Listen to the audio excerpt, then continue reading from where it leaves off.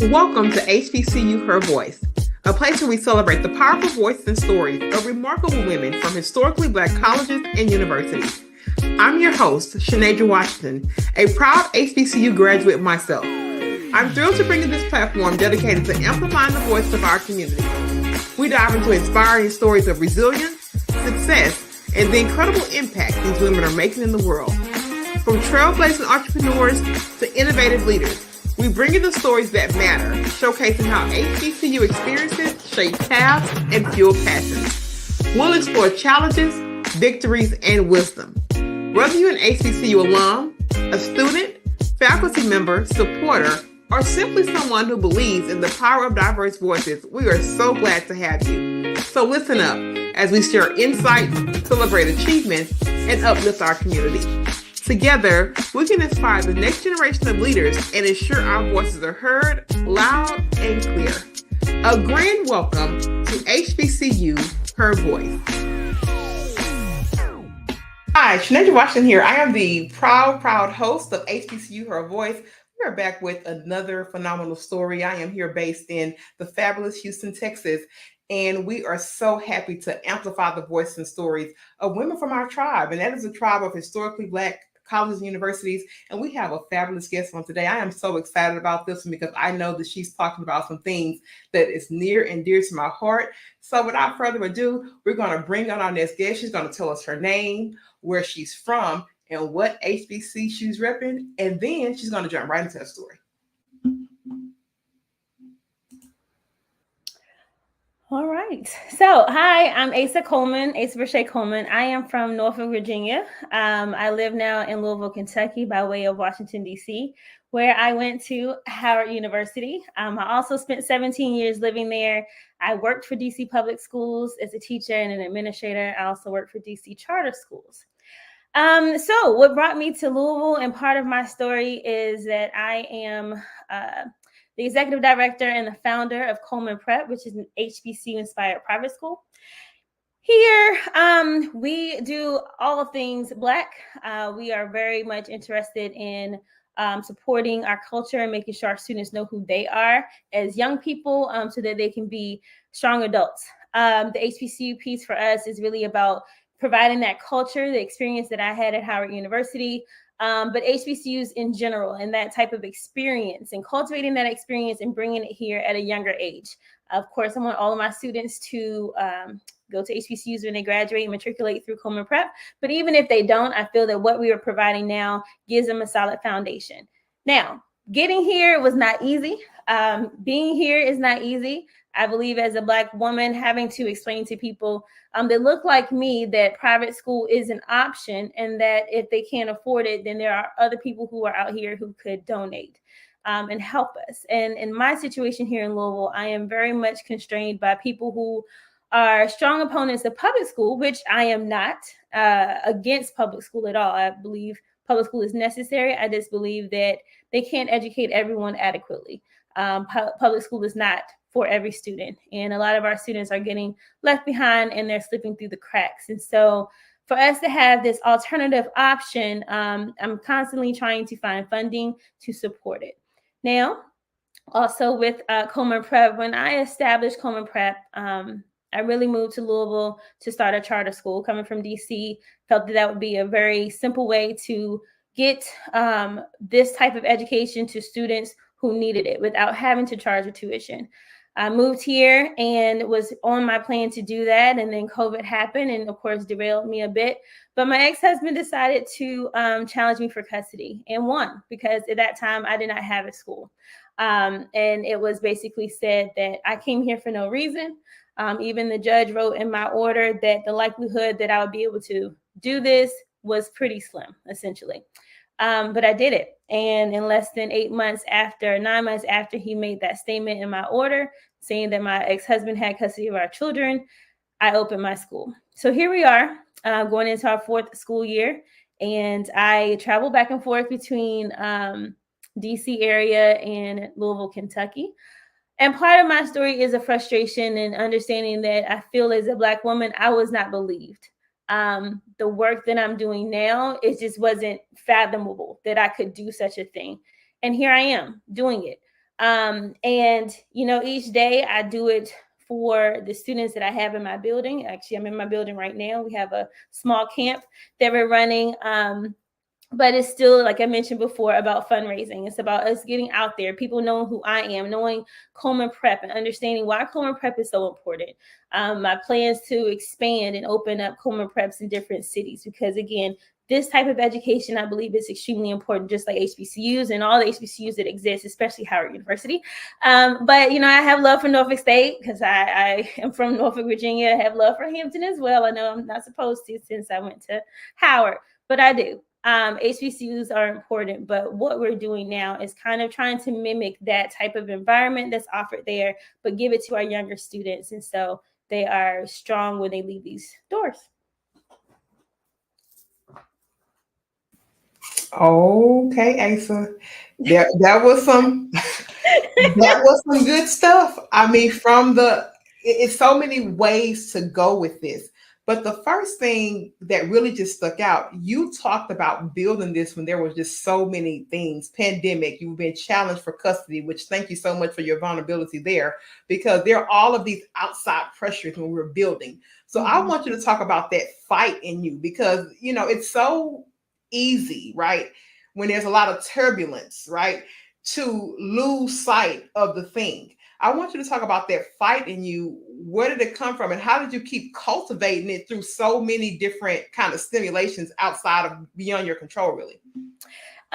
Okay, so I think one part of it was when I originally started this idea, and especially when we were in court, I was trying to find a building and trying to get in. And part of the reason I couldn't find a building was COVID. Realtors weren't trying to go anywhere, and people didn't want their spaces to be seen because they didn't want that kind of access. So we kept trying to figure it out. But we also had Breonna Taylor's situation here in Louisville. And at the time I was working on my doctorate at U of L, and I'm sitting in class virtually. And all of my classmates, it's maybe out of 15 of us or 20 of us, 4 of us were Black. And we're going around. A professor is like, this is the day that they decided that there were no charges. They weren't going to press any charges. And the professor's asking us, how is your day? And everyone else is like talking positively. Yeah, I had a great day at work. And everybody Black is just like, I'm heartbroken. I'm in my feelings right now. I don't feel comfortable right now. I feel like this happened. And it was such a disconnect. And I'm like, these people are who are in these classrooms, because my degree is in education. My doctorate is in education leadership. So all the people on that call were educators. And I'm like, these are the people who are in the classroom teaching students.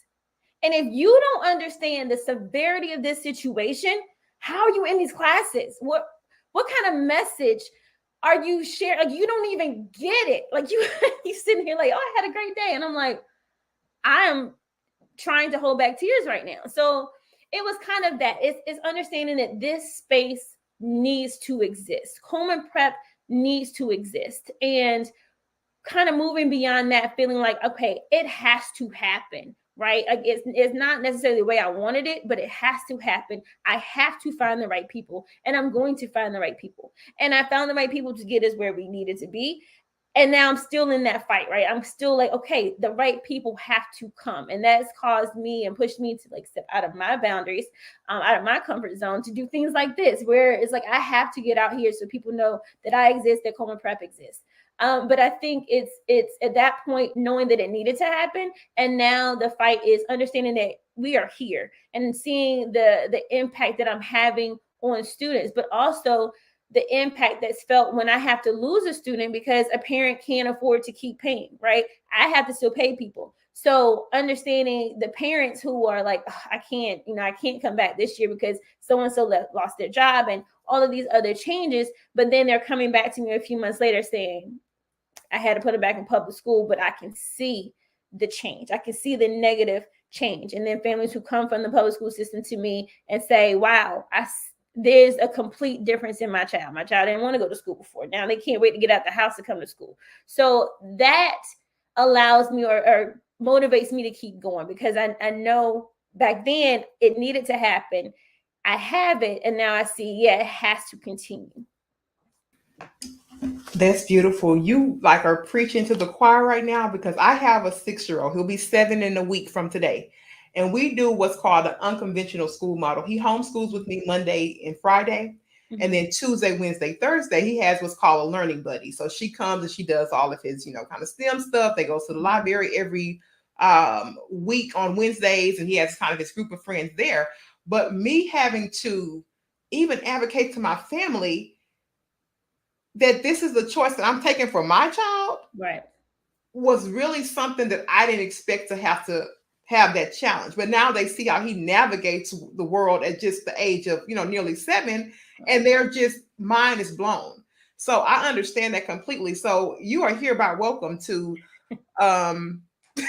you hear me, Asa? I hear you. You are hereby welcome to bring this thing on down to Houston, Texas, because it is speaking. You're speaking to your target live and in color. You're speaking to your target audience right now. It's good to know.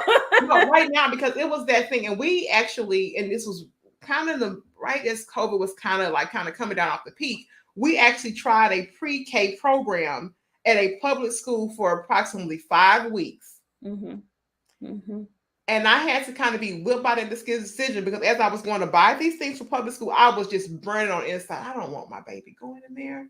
Yeah. I don't want him doing this. Yeah. And sure enough, within that 4 to 5 week period, we had a horrible, horrible experience. Sorry.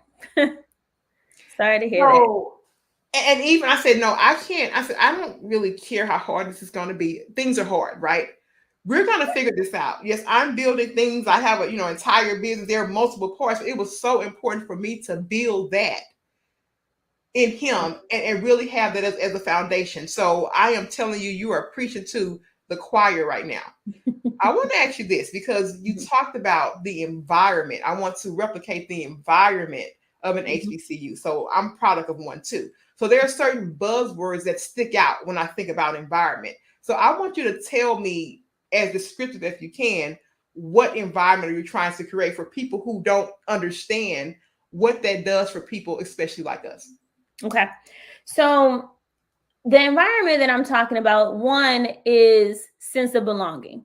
When I went to Howard, it was almost a culture shock, truthfully, because I went to public school in Norfolk, but I went to what would be considered the better schools, right? And so I had AP classes, honors classes. And since I had a lot of classes with people who did not look like me, it was only like 1 or 2 of us.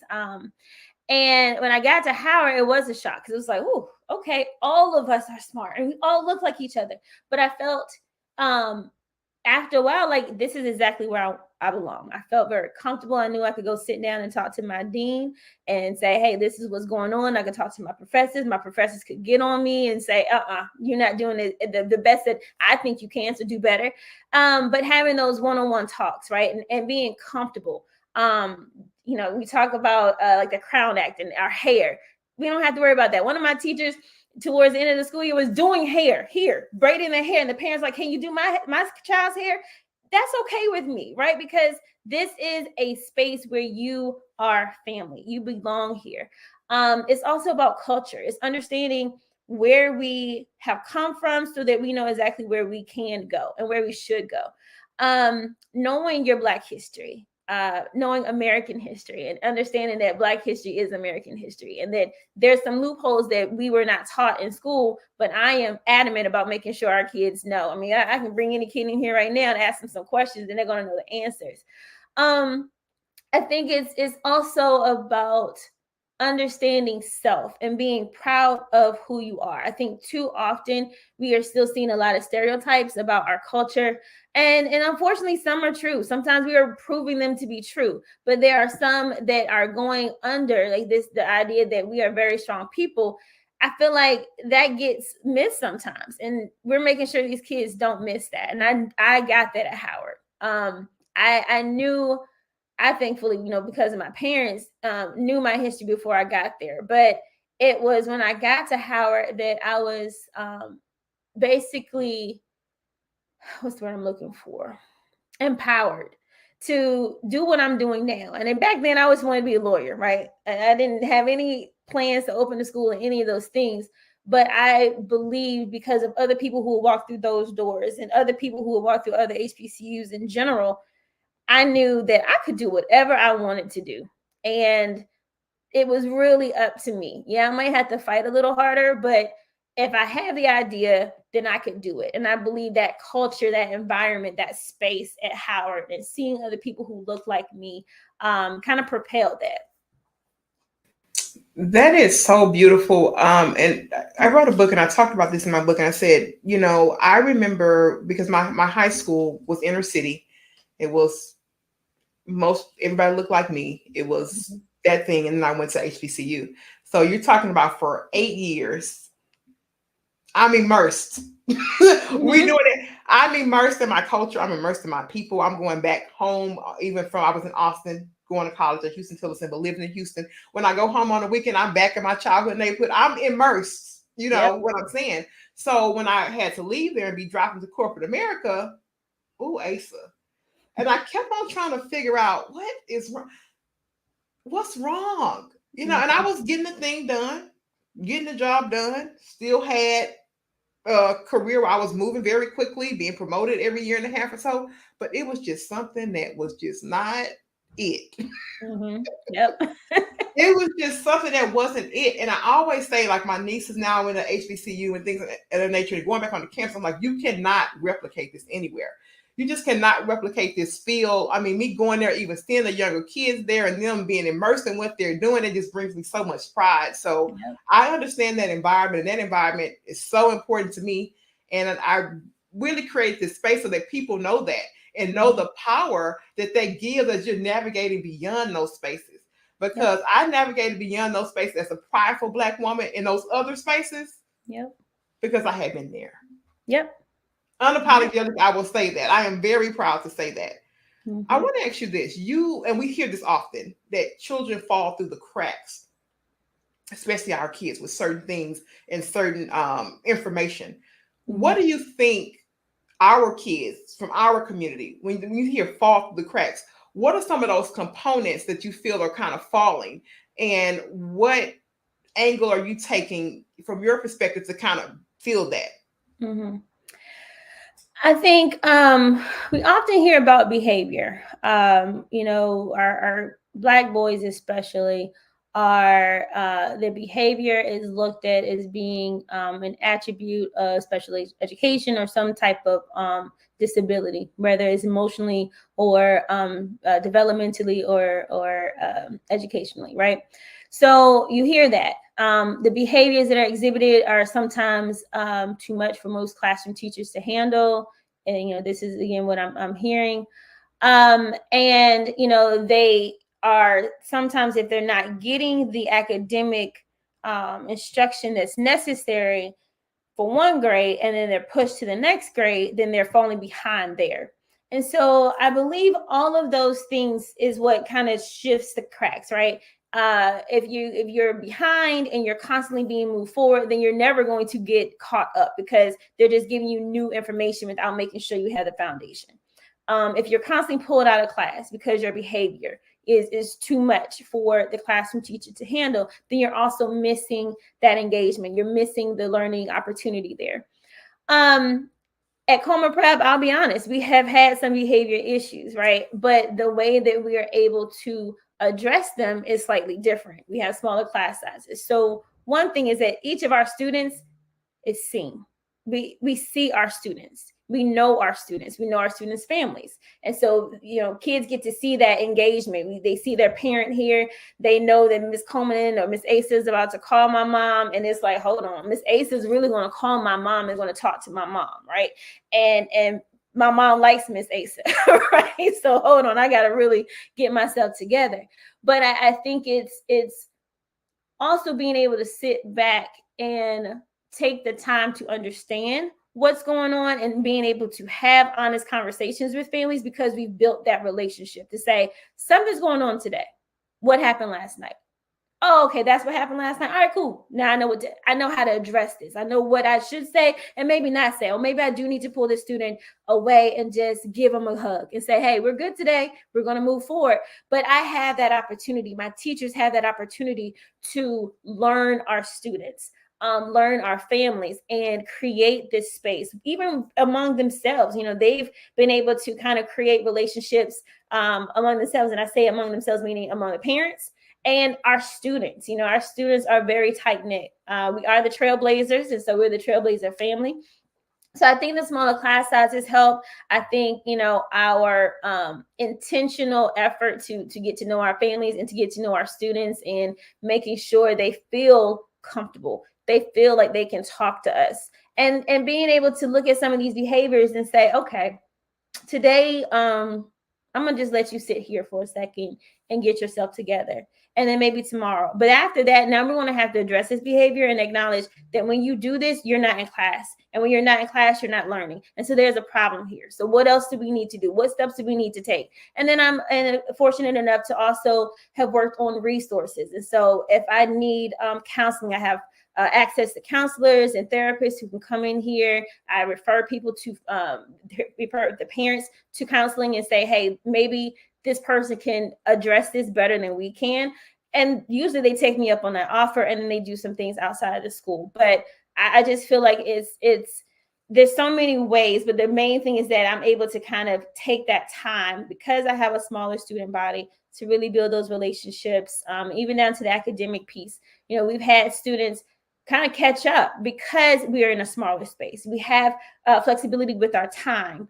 One thing I haven't talked about yet is some of the special programming that we do. So we have art, step, dance, technology, poetry, and there's more to that. But it's the idea of giving them this access point and opportunity at an early age so that they can hopefully find some type of outlet, find something that they are really interested in. So therefore we can build on it. So, 2 years ago, I had a 3-year-old playing the cello. And now she's 5, still playing the cello, because we introduced her to it at a very early age. So therefore, if she decides to keep up with it, perfect. But at least now she knows it's something, as opposed to like waiting until 5th or 6th grade and saying, hey, I really like this. We're like 5-6 years ahead of the game. That is so beautiful. And I love that small classroom and intimate feel. Like, people don't know how transform. Kids are, they're a lot just in one. So, you have a classroom of 28. I had actually considered a charter school before we got to this model here. Mm-hmm. And I remember going to the orientation. It was like a newer one that was opening here in Houston, and it went to orientation. And they just casually tried to slide it in really quickly. Oh, we have 28 to a class, and it could potentially go up to 32. And I said, Asa, I don't know about all these parents, but I'm here to actually listen. I'm going to listen to the number. So I said, wait a minute. I said, well, 28. And I asked her very frankly, do you guys have aides or whatever? Well, we don't have aides for most of the classrooms. So you think about 28 at that time, he was 4 or 5. 28 of them? Yeah.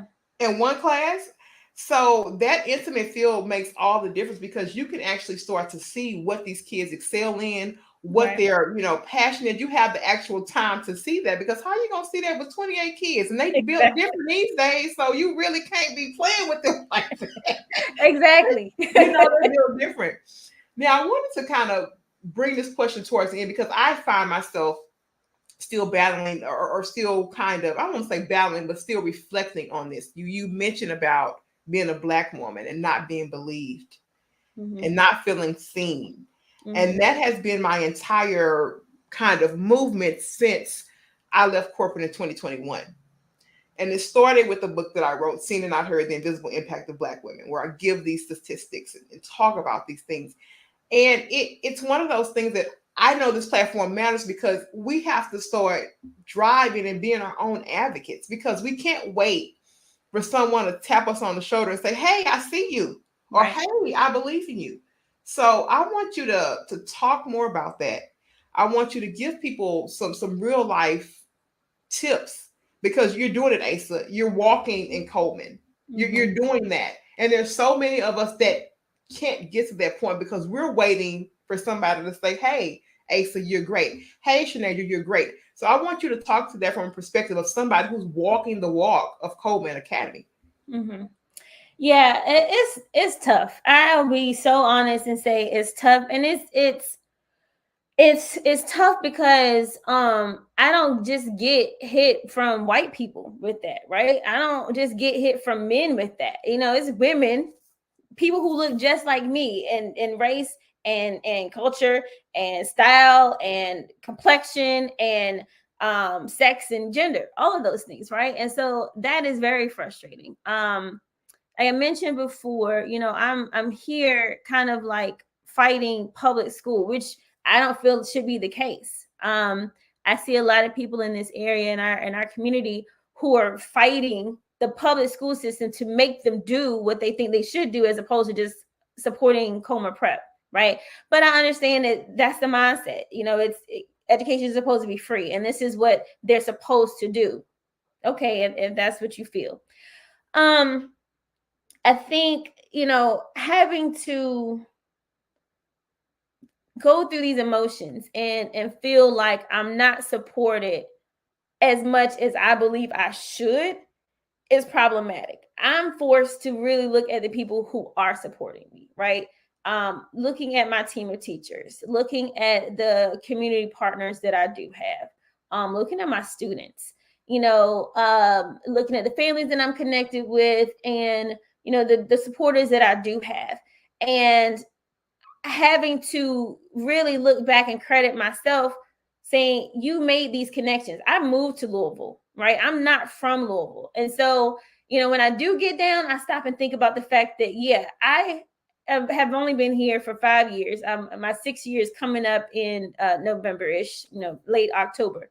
So in 6 years or so, or 5.5 years, I've been able to do this. And so that is the pat on the back that I give myself, because it has been hard work. It has been having to go into rooms and say, look, this is what it is. This is why I'm here. This is what I'm doing. And some people will leave that conversation be like, okay. And some people leave that conversation and don't say anything to me.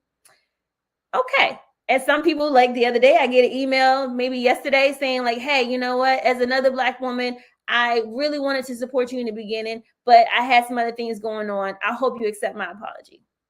Okay, well, then that's on me, because now at least you've had that opportunity to tell me, right? Because back then I'm sitting here like, you just left me hanging and I don't know why. But having that faith that, I'm doing the work, even down to this court part, right? Having to travel back and forth with my kids and to see my kids, and, my kids being told your mom left you. Those things are emotionally harming and damaging. And I often wonder, did I make the right decision to pursue this? Because the judge gave me the opportunity to come back home and I would have had 50-50, but I'm sitting here like I just started my doctoral program. I feel in my heart that Coleman Prep is about to move. I feel like I'm almost there. If I walk away now, one is going to look like he was right, that I was lying, when I'm sitting here doing as much as I can in a city that I don't know anybody. And also looking at it like, and years come when this is a thing, my children can say, my mom did this. If I had walked away, then I would have given up. And some people, you could have done it in DC. You could have done it in Virginia. Could I? I was here. This is the space where I felt that it needed to be, and I can expand and go wherever. And of course, there's some mistakes that I've made. I should have done more with fundraising on the get-go, on the front side. But I did not want to risk people telling me, oh, no, you don't do this. You're just going to fight the public school system. Because that's kind of what people were saying. I'm like, no, I don't want to do that.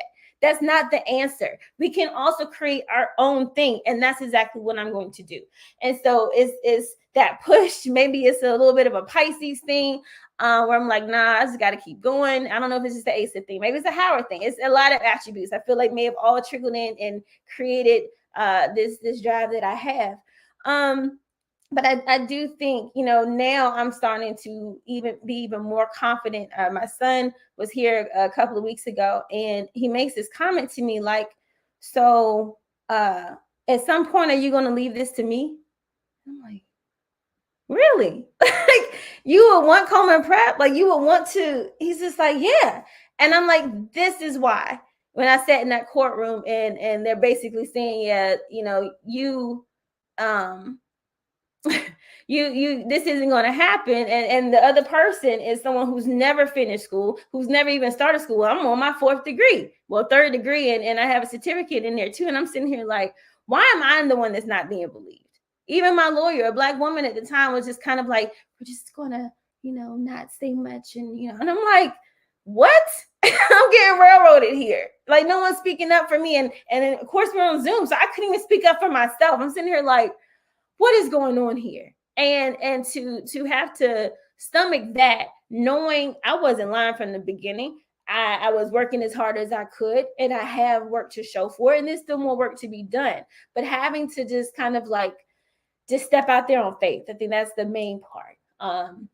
And I hope I'm answering the question, because I just kind of get off of my little. Oh no, that was beautiful. There were so many other nuggets in there, especially about your son. And we have to understand our kids are watching us. Mm-hmm. Our kids are watching us. My son now, when he was in school before they let out, they're about to start again.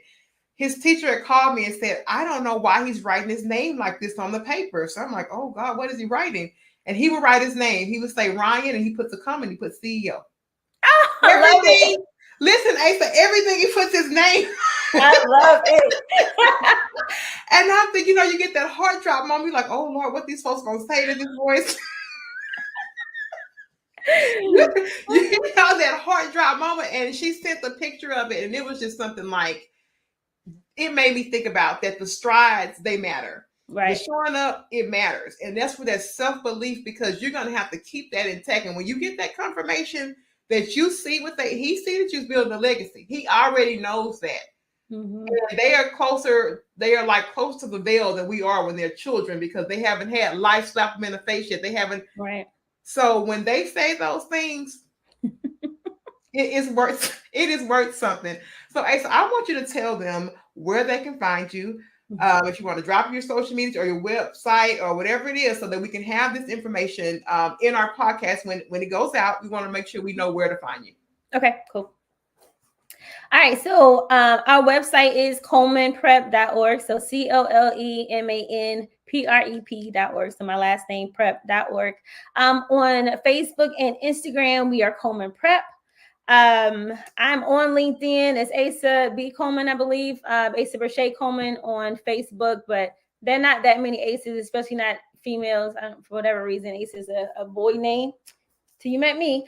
But yeah, feel free to connect with me.